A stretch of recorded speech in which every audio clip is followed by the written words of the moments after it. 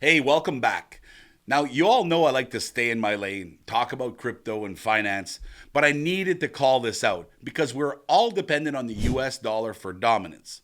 Now, let's talk about the man who's been quietly working in the shadows for over a decade just to weaken the US dollar, Mark Carney. But this time, I want you to look past the politician now and follow the money. This guy didn't just talk about replacing the dollar for over a decade.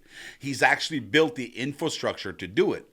While he was governor at the Bank of England, Carney actively helped China internalize the renminbi in London. He opened the doors for the Chinese banks and gave them direct access for the Western financial markets. Now, that wasn't leadership, that was facilitation. Watch this clip where he openly talks about building the new world order with China. Mine is the first visit of a Canadian Prime Minister to China in nearly a decade. The world has changed much since that last visit. And I believe the progress that we have made in the partnership sets us up well for the new world order. Now, here's where this gets really interesting. So, Carney became the chairman of Brookfield Asset Management, one of the world's largest alternative asset managers. Brookfield has poured billions into China in the infrastructure, real estate, energy, many more projects, all tied to the Chinese state. Now, while Carney was pushing the climate policy on the world stage for a decade, his firm was stacking assets in the very country that he was elevating. So watch this, where he helped open the door for Chinese state power right into the Western banks and the financial systems. So in 2013, the Bank of England partnered with the People's Bank of China and created a swap line between one another worth 32 billion US dollars at the time. Now, Carney doesn't come in at this point. He came shortly after that. This was signed by the previous governor of the Bank of England. So Mark Carney comes in and looks at this swap and basically says, yeah, this is great. Let's help push this to a global market and make the renminbi even more respectable on the world stage. Carney helped sell China's currency going global as if this was some really normal, great idea. Not a risk, not a warning sign, not, hey, you know what? Maybe helping the Chinese Communist Party build more financial power and influence is probably something we should slow down and, I don't know, think about. No, he called it a global good. I will repeat, he called it a global good. But why did he do this, you might be asking?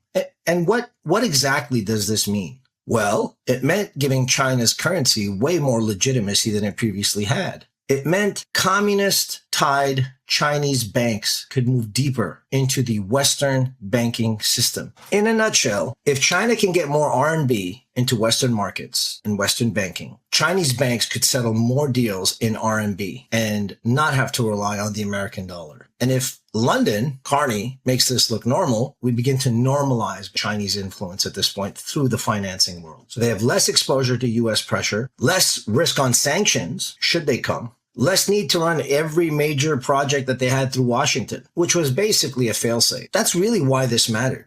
This is the green energy scam in plain sight. The net zero agenda that Carney champions isn't about the environment, it's about a wealth transfer mechanism.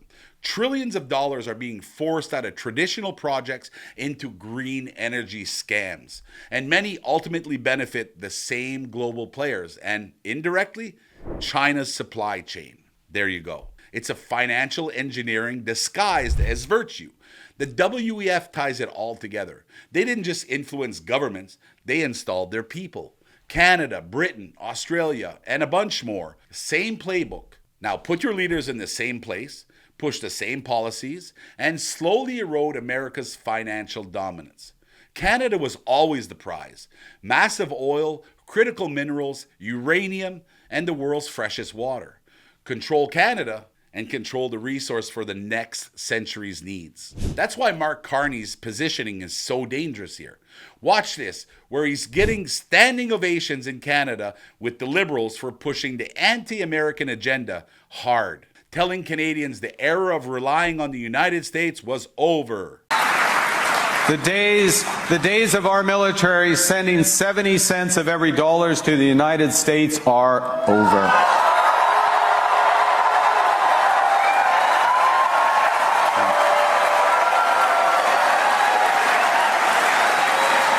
But look where he stands now. As the United States approaches its 250th birthday, happy birthday, as the most in advance, but it approaches this moment as the most dynamic, resilient, and inventive country the world has ever seen, as a country whose founding values of liberty, democracy, justice, and openness should continue to serve as guides to its future and the future of the world. That future should include a new partnership with Canada, a true partnership that reimagines cooperation in specific sectors that are deeply challenged by global competition, a partnership with a different Canada, a stronger Canada, a more confident Canada, a country that is applying the lessons from past crises, a country unleashing its enormous potential, a country aggressively translating our belief in openness into dozens of new partnerships, a country that's predictable, reliable, and principled in a world that's anything but. Suddenly, the tone is completely flipped. He's now talking about partnerships and cooperation with the U.S.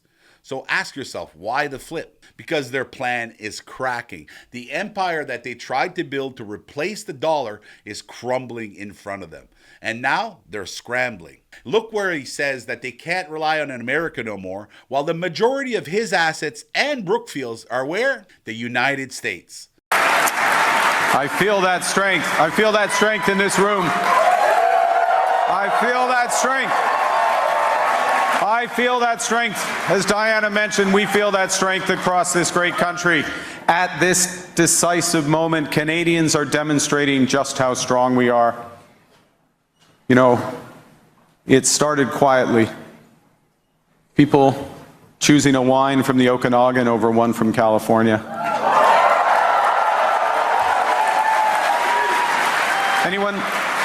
Anyone had any bourbon recently? No, I don't think so, no. Sorry. A family planning a vacation to Prince Edward Island instead of booking flights to Florida.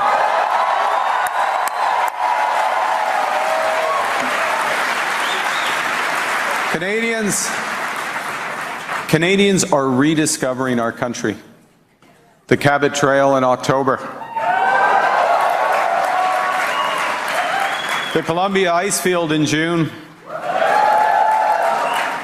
The Festival International de Jazz à Montréal. The Montreal International Jazz Festival in July. The prairies at harvest where the sky goes on forever.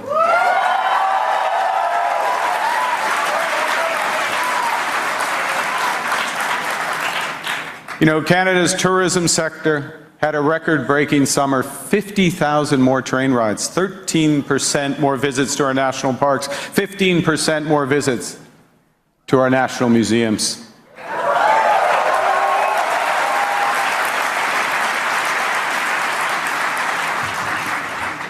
Small individual acts of solidarity, but repeated millions of times. And together, they make a statement. We are the masters of our destiny. At the same time that he told Canadians to leave and not look back. This isn't Canadian politics. This is a coordinated global shift for power away from the United States dollar dominance, using climate policy, central banks, and massive asset managers like Brookfield as the tools to do it. That's why what's happening in crypto matters. When the reserve currency is under attack, decentralized money becomes a national security. The old system is showing its cracks in real time. So please, I want to hear from you in the comments which part of this story surprised you and what else can you add to the story.